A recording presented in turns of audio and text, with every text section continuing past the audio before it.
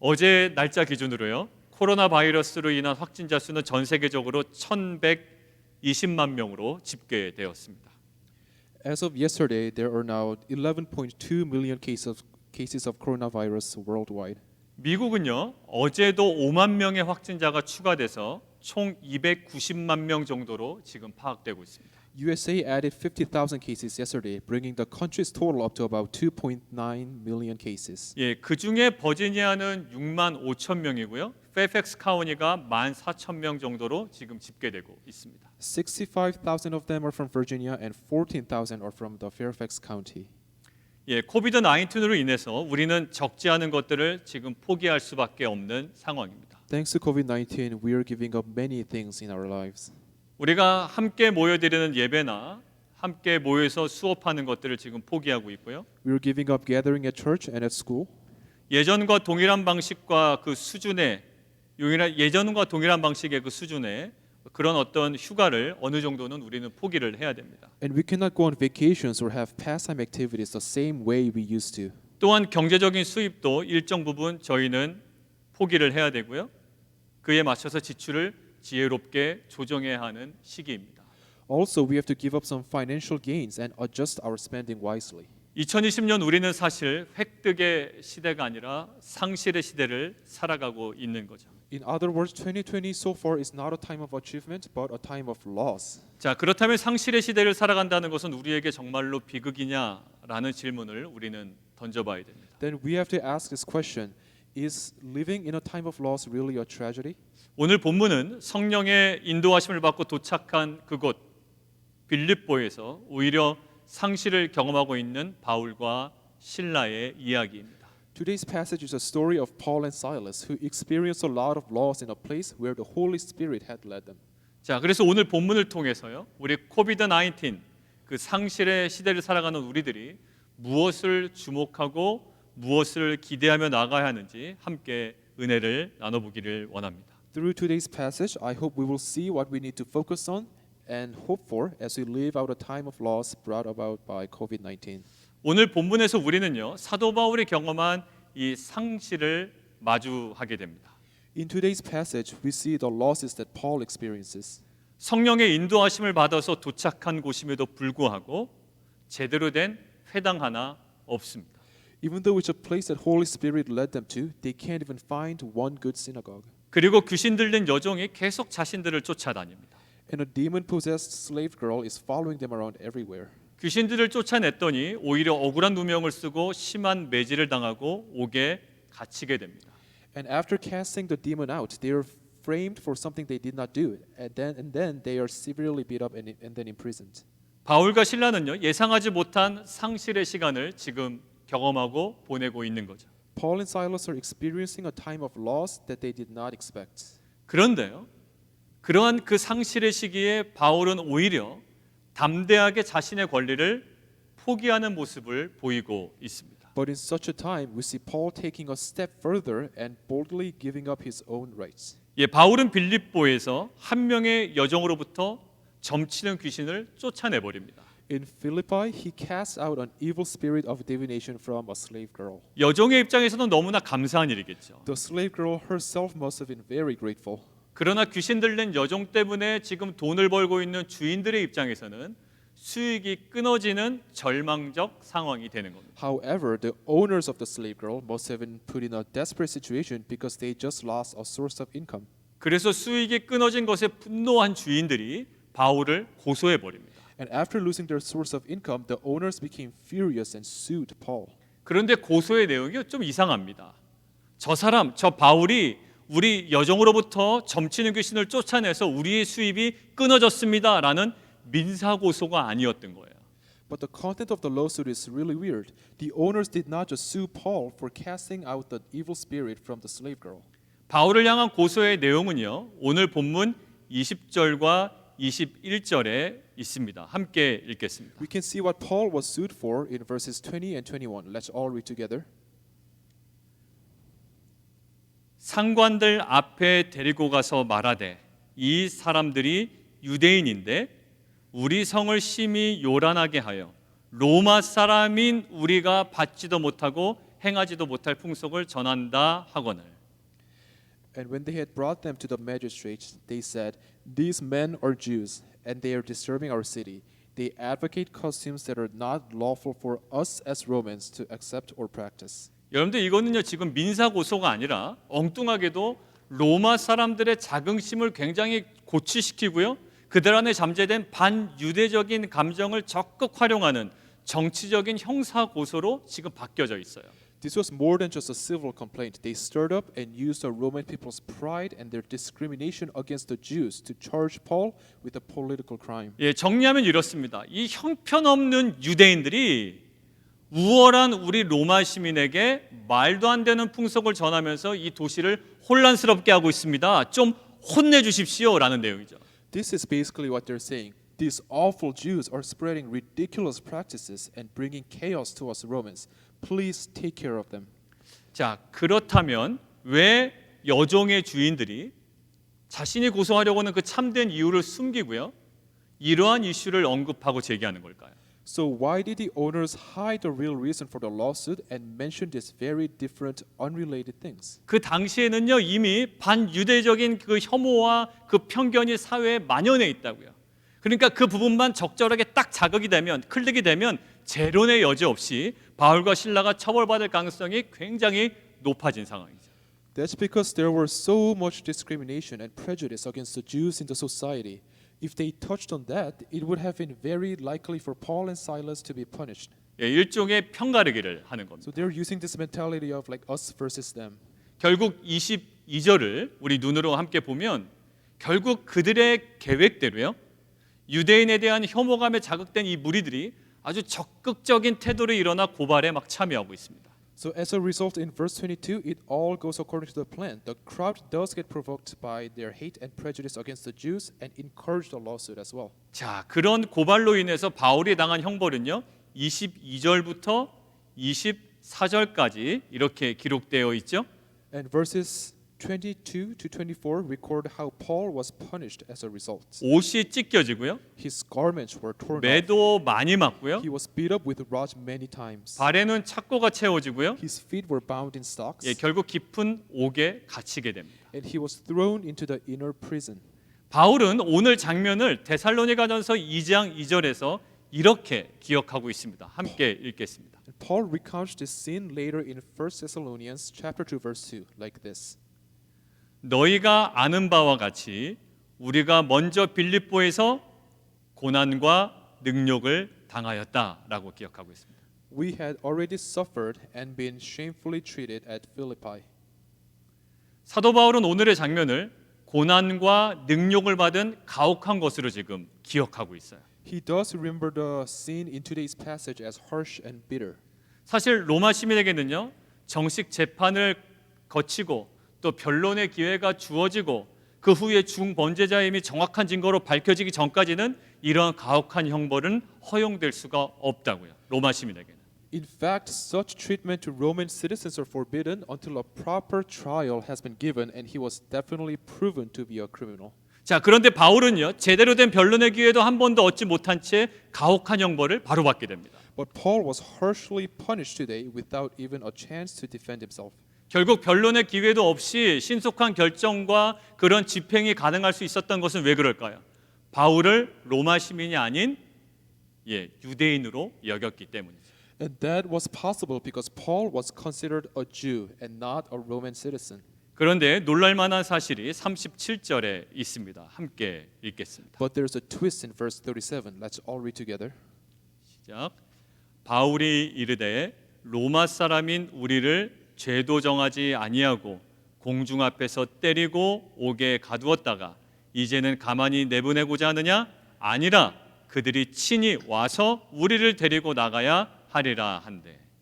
But Paul said to them, They have beaten us publicly, uncondemned men who are Roman citizens, and have thrown us into prison. And do they now throw us out secretly? No, let them come themselves and take us out. 예, 사도 바울하고요. 이 실라가 모두 로마 시민이었다라는 거예요. Paul and Silas were actually both Roman citizens. 자, 그런데 37절에 자신들이 로마 시민임을 밝히는 그 시점이 뭐 어딜까요? 예, 가혹한 형벌을 모두 다 받은 후에 밝히고 있습니다. But the point where they revealed themselves as Roman citizens was after they endured all the harsh punishments. 어차피 밝힐 것이었으면 고소당하던 그 초기에 밝혔다면 가혹한 매질이나 능욕을 피할 수 있었을 거라고요.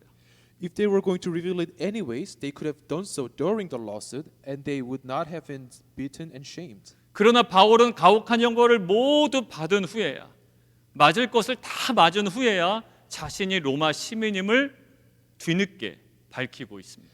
But Paul only reveals that he is a Roman citizen after he receives all the punishments. 그렇다면 바울이 그 고소 초기에 로마 시민으로서의 권리를 담대히 아예 포기해버리고 고난과 능욕을 감당했던 이유는 무엇이었을까요? Then why did he choose to boldly give up his rights as a Roman citizen and endure the shame and suffering? 자, 고소의 내용을 다시 한번 우리가 살펴봐야 됩니다. Let's take a look at the contents of the lawsuit again. 형편없는 유대인들이 월등한 로마 시민에게 말도 안 되는 풍습을 가르친다라는 내용의 고소였죠. It goes something like this. These awful Jews are teaching ridiculous practices to us superior Romans. 결국 유대인들은 혐오의 대상이고 로마 시민은 우월한 존재라는 잘못된 사회적 편견을 근거로 지금 고소가 이루어지고 있어요. The lawsuit is based on a false prejudice that the Jews are detestable and Romans are superior. 자, 만약에 이러한 사회적 편견과 분위기 속에 만약에 초기에 바울이 로마 시민권자수의 권리를 주장했다면 바울은 아마 개인적으로 고난과 능욕은 피했을지 모릅니다. And because such is the social norms of the time, if Paul used his right as a Roman citizen, he would have avoided the shame and suffering. 그러나 바울이 로마 시민으로서의 권리를 주장해서 고난을 피했다면 오히려 당시의 초신자들에게는 그 피한 상황이 절망적인 메시지가 되었을 거라고요. But doing so would have sent a message of despair to the new believers. 여러분들 이런 거죠. 야, 사도 바울도 결국 자기 편하겠다고 허겁지겁 로마 시민으로서의 권리를 주장하는 것 보니 야, 역시 인간답게 세상을 살아가기 위해서는 복음보다는 로마 시민권이 갑이구나. 로마 시민권이 최고구나 라는 메시지가 아마 그들에게 아주 강하게 전달됐을 거예요. The new believers would have gotten this message. Even Paul relies on his Roman citizenship to deal with the troubles when they come. It looks like we need the Roman citizenship more than the gospel to live in this world after all. 아마 사도 바울이 그렇게 자신의 권리를 주장하면서 고난을 피했다면 성도들은 로마 시민이 아닌 유대인과 이방인으로 살아가는 것이 얼마나 힘없고 초라한 것인지를 또다시 뼈저리게 느끼고 절망했을 거라고. They would have despaired at how powerless and pathetic it is to live as Jews and foreigners without Roman citizenship. 그래서 바울은 로마 시민의 권리를 주장하면 본인은 고난을 쉽게 피할 수 있었지만 빌립보 성도들을 절망으로 빠뜨리기를 원치 않았던 겁니다. Paul himself could have easily avoided the suffering if he revealed that he was a Roman citizen earlier, but he did not want the believers in Philippi to fall in despair.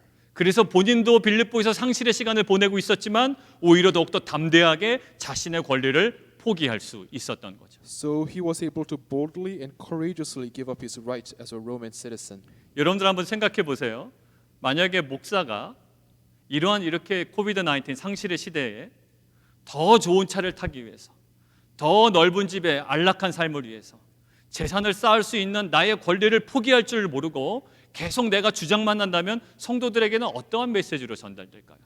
Imagine this. If a pastor is not willing to give up his right to make a lot of money so that he can buy a better car or a bigger house, what kind of message will that send to the believers? 아, 결국 목사님 말씀, 복음, 미래적 소망 하시더니 결국 상실의 시대를 살아가려면 돈이 최고였구나라는 현세적이고 절망적인 메시지가 아마 성도님들에게 강력하게 전달될 거란 말이죠. Oh man, even though the pastor talks a lot about the word, the gospel, and the hope of the future, it looks like money is the most important thing in the world after all. 그래서 사도 바울은 고린도전서 9장 12절에 이렇게 이야기를 합니다. So Paul says this in 1 Corinthians chapter 9 verse 12. 우리 함께 읽을까요? Let's all read together. 다른 이들도 너희에게 이런 권리를 가졌거든 하물며 우리일까 보냐. 그러나 우리가 이 권리를 쓰지 아니하고 범사에 참는 것은 그리스도의 복음에 아무 장애가 없게 하려 함이로다. If others share this rightful claim on you, do not we even more? Nevertheless, we have not made use of this right, but we endure anything rather than put an obstacle in the way of the gospel of Christ. 예, 내 것이라 주장할 수 있는 권리 맞습니다. 그리고 내가 누릴 수 있는 권리 맞아요. 내 거예요. 그런데 그리스도 복음에 아무런 장애가 없도록 하기 위하여 어떻게 한다고요? 때로는 포기하고 때로는 참는다라는 거예요. Yes, it is right to claim, it is right to enjoy. But even though it is his right, Paul says that he will give it up and endure suffering so that there won't be any obstacle in the way of the gospel of Christ. 우리는 한 영혼의 구원을 위해서 내가 상처받지 않을 권리를 포기하고 상처받아야 할 때가 실은 있습니다. Sometimes for a salvation of a soul, we have to give up our right to not be hurt. 때로는 내가 손해 보지 않을 권리를 내가 포기하고요. 내가 손해 봐야 할 때가 있는 거예요. There are times we have to give up our rights to avoid loss. 상처받지 않으려고 하고 아픔을 겪지 않으려고 하고 손해 보지 않으려고 하는 곳에는 사실 열매가 맺히기 어렵습니다. Yeah, in fact, if we try to avoid hurt, loss, and suffering altogether, it is very hard to bear fruit. 한 알의 밀이 땅에 떨어져 죽지 않으면 열매를 맺지 못합니다. 죽어야 열매를 맺습니다. If a seed falls on the soil and does not die, it can never bear fruit. Only in its death can there be many fruits. 우리들이 상처받지 않을 권리, 손해 보지 않을 권리를 십자가에서 담대하게 포기할 때 그곳에서 부활과 영광스러운 생명의 역사가 일어날 줄 믿습니다. When we, through the cross, give up our rights to avoid hurt and loss, I believe there will be resurrection and life. 결국 오늘 본문에서도요. 이러한 사도 바울이 경험한 상실의 시대에 사도 바울이 로마 시민으로서 누릴 수 있는 권리를 담대하게 포기했을 때 바울과 실레에게는 어려운 시간이었겠죠. 그렇지만 복음의 사역은 계속 확장되고 열리기 시작했습니다. So like that, in today's passage, when Paul boldly gave up his rights as a Roman citizen, the gospel ministry began. 그 외에도 바울은 크고 작은 바울의 권리 포기를 통해서 상실의 시대에 오히려 사역의 기회가 계속 열리는 것들을 경험하게 됩니다. When he laid down his rights, the opportunity for ministry became available even in a time of loss. 자, 한번 성경책으로 한번 찾아볼까요? Let's take a look together in the Bible. 13절을 보면요. 회당이 없어서 지금 기도처를 찾고 있어요. 근데 그런 바울의 일행에게 남성이 아닌 이방인 여성들이 나타나죠. If you look at verse 13, Paul and his companion are looking for a place to pray because they cannot find a synagogue. But to them, a group of women, not men. 여러분들 appeared. 아무렇지도 않은 것 같지만 유대인이 이방인 여성과 대화하는 것 조소와 구설수에 오를 수 있습니다. This doesn't seem like anything special at first, but Jewish men speaking to women can be ridiculed if they're found like speaking to like foreign women especially. 예수님께서 사마리아 여인과 대화한 것이 당시에 아주 파격적이었던 것과 동일한 것이죠. It's kind of like how Jesus is talking to the Samaritan woman was so extraordinary. 그러나 바울은 유대인으로서 오해받지 않을 수 있는 권리를 포기해 버립니다. 그리고 여성들과 복음을 나누고 있어요. But Paul lays down his rights not to be misunderstood and ridiculed. He shares the gospel with this woman. 결국 제대로 된 회당이 없는 상실의 상황 가운데 오해받지 않을 권리를 담대하게 포기한 바울의 대화를 통해서 14절을 보시면 루디아의 마음은 열리게 되고요. 결국 빌립보 여성 리더로 세움받게 됩니다. As a result, by giving up his rights and talking to this group of women, Lydia's heart opens to the gospel and is raised to be a woman leader in the church of Philippi. 점치는 귀신을 쫓아내는 것도 마찬가지죠. It's the same thing with casting out the spirit of divination. 점치는 귀신을 쫓아내는 것은 바울에게 직접적인 유익이 되는 것은 하나도 없습니다. Doing so does not benefit Paul directly. 오히려 여종을 통해서 돈을 벌고 있던 주인의 분노와 공격을 받게 될 수 있죠. Rather, it makes Paul subject to the owner's like anger and retaliation. 그럼에도 바울은 자신이 안전할 권리를 포기하고 담대하게 점치는 귀신을 쫓아내고 있다고요. Nevertheless, Paul gives up his right to be safe and boldly casts out the evil spirit. 결국 복음을 위해 자신의 안전할 권리를 포기한 바울을 통해서 억울하지만 옥에 갇힌 후에 간수를 만나게 되는 사역의 기회가 열리게 됩니다. Although he is unfairly punished and imprisoned, an opportunity for ministry opens up through Paul, who gave up his right to be saved just so that gospel may be spread. 자, 그리고 오늘 본문 32절과 33절을 보시면요. 그 밤에 바울이 이방인 간수의 집으로 이동합니다. 근데 그렇게 밤에 이동하는 건요. 육체적으로도 피곤하고 사람들의 시선을 고려한다면 굉장히 위험이 있는 행동입니다. Also, as in verses 32 to 33, Paul going to the guard's house late at night is physically tiring, and also he risks being seen by other people. 그럼에도 불구하고 바울은요. 계속적으로 자신이 편안할 권리를 또 포기합니다. 그리고 간수의 집으로 그 밤에 이동을 하죠. But Paul gives up his right to rest and be comfortable to go to the guard's house. 결국 복음을 위해 자기의 편안할 권리를 포기한 바울을 통해서 간수 가족들의 구원을 위한 사역이 이제 열리기 시작합니다. So through Paul, who gave up his right to be comfortable, the ministry that brought salvation to an entire household began. 결국 복음을 위해서 바울이 크고 작은 권리들을 담대히 계속 포기해 나갔을 때 복음이 확장되는 사역의 기회가 계속적으로 활짝 열리게 되었습니다. Ultimately, when Paul gave up his rights, big and small, for the sake of the gospel, the opportunity to expand the gospel became wide open. 나중에 바울은요. 전도 여행을 모두 마치고 예루살렘에 복귀하면 환란이 기다린다라는 예언을 듣게 됩니다. After finishing his missionary journeys, Paul hears a prophecy that hardship awaits him when he returns to Jerusalem. 그런데도요. 그때도 자신이 안전할 권리를 포기하고 주 예수께 받은 사명을 마치려 하면은 즉 뭐예요? 복음을 위해서는 생명도 조금도 아끼지 않겠다는 권리 포기의 십자가로 나아갔을 때 로마의 문이 열리게 되죠. But he decided to give up his right to be saved and even save his own life for the sake of finishing the calling given by Jesus. When he did so, he could share the gospel in Rome. 자, 모세도요. 애굽의 왕자로서의 화려한 권리를 주장했을 때는 오히려 살인자로 전락될 뿐이었습니다. When Moses had his rights and authorities as a prince of Egypt, he ended up with the status of a criminal. 그런데 모세가 믿음이 장성하여 권리를 포기하게 되자 모세의 사역은 그때서야 비로소 시작이 됩니다. But when Moses finally grew in faith and learned to give up his rights, his ministry of Exodus could begin. 모세의 포기 장면이 담긴 히브리서 말씀을 함께 읽겠습니다. We will read from Hebrews that tells us how Moses gave up his rights. 믿음으로 모세는 장성하여 바로의 공주의 아들이라 청함받기를 거절하고 도리어 하나님의 백성과 함께 고난받기를 잠시 죄악의 낙을 누리는 것보다 더 좋아하고 그리스도를 위하여 받는 수모를 애굽의 모든 보화보다 더 큰 재물로 여겼으니 이는 상주심을 바라봄이라. Some Hebrews chapter 11 verses 24 to 26. By faith Moses, when he was grown up, refused to be called the son of Pharaoh's daughter, choosing rather to be mistreated with the people of God than to enjoy the fleeting pleasures of sin. He considered the reproach of Christ greater wealth than the treasures of Egypt, for he was looking to the reward. 예, 하나님께서는 모세가 왕자로서의 권리를 주장했을 때 그를 높이신 것은 아니었습니다.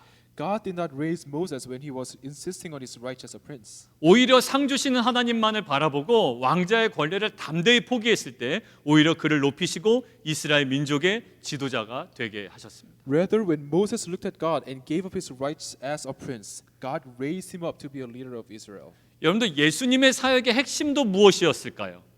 빌립보서 2장 6절에서 8절입니다.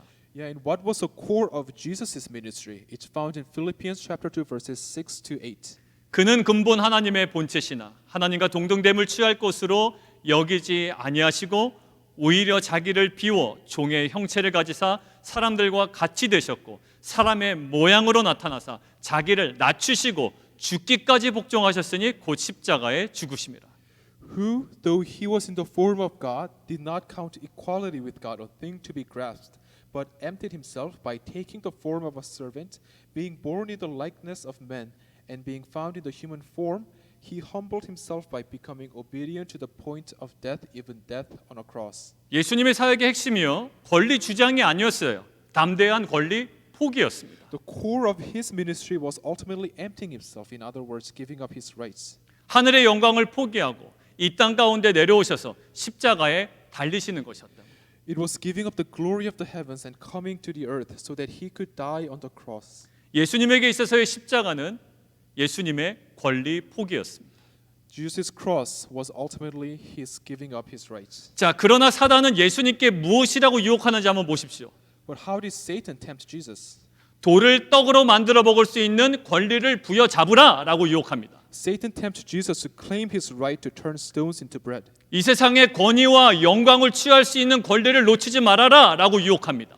Satan tempted Jesus to hold on to his rights to take all the world's authority. 그리고 성전 꼭대기에서 뛰어내릴 때에 하나님의 아들로서 보호받을 권리를 마음껏 누려라라고 유혹합니다. Satan tempted Jesus to enjoy the right as a son of God to be protected when he jumps from the top of the temple. 그리고 심지어 십자가에 매달려 있는 예수님에게 기적적으로 십자가에서 못을 뽑고 내려올 수 있는 그 권리를 주장해 봐라라고 조롱합니다. And he even ridicules Jesus when he's on the cross, saying that if you're a son of God, use your right to get down from the cross. 결국 예수님을 향해 사단이 행한 유혹의 핵심이 무엇이었을까요?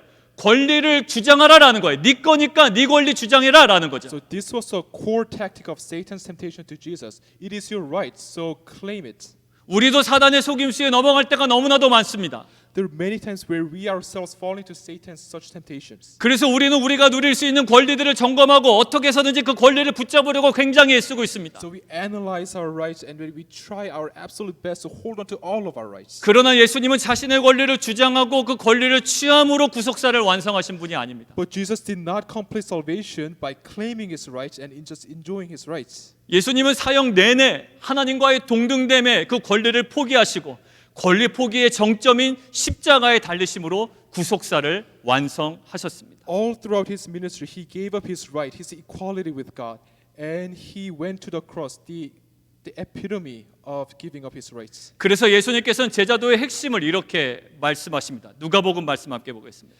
And so he describes the core of true discipleship like this. Let's read from Luke. 아무든지 나를 따라오려거든 자기를 부인하고 날마다 제 십자가를 지고 나를 따를 것이니라. This is from Luke chapter 9 verse 23. And he said to all, if anyone would come after me, let him deny himself and take up his cross daily and follow me. 참된 제자도의 핵심은요. 권리를 취하는 것에 있지 않고 권리를 포기하는 데 있다라는 거죠. The core of the true discipleship is not in just holding on to all the rights that you have, but it's giving up the rights that you have. 예수를 믿는다라는 것은 믿음으로 나의 권리를 끝까지 쟁취하는 것이 아닙니다. Having faith in Jesus is not being able to just hold on to all the rights just because you believe in Jesus. 예수를 믿는다라는 것은 복음을 위해서라면 내게 주어진 당연한 권리임에도 담대하게 포기하는 것인 줄 믿습니다. Believing in Jesus is being able to give up what is so rightfully mine for the sake of the gospel. 사랑하는 성도 여러분, 평소 같으면 너무나도 자연스럽고 너무나도 당연하게 누릴 권리들임에도 불구하고 코비드 19으로 인해 어쩔 수 없이 포기해야 하는 것들이 많아졌습니다. Dear saints, there are many things that are so obviously our rights, the things that we have to rightfully enjoy that we have to give up because of COVID-19. 충분히 누릴 수 있는 나의 권리들이 상실되고요. 내게서 멀어지는 것을 바라보면 굉장히 속상할 때가 있습니다. When we see the rights that were once ours just moving away from us, it's very upsetting. 그러나 오늘 바울의 모습을 보십시오. 지속적으로 자신의 크고 작은 권리들을 계속 포기해 나가고 있습니다. But take a look at Paul today. He's continually giving up his rights, big or small. 그런데 이러한 자신의 권리들을 포기하는 바울의 인생은 모든 것들이 소진되어 무너져 내리는 것이 아니라 오히려 복음 안에서 영광스럽게 세워져 가고 있습니다. But this Paul's life of giving up his rights was not a life that crumbled because there were so many lacking things. Instead, it was a life that was being raised up gloriously in the gospel. 살인 사건 때문에 애굽의 왕자의 권리를 포기할 수밖에 없었던 그 모세는요. 불쌍한 노인으로 전락해 버린 것이 아니었어요.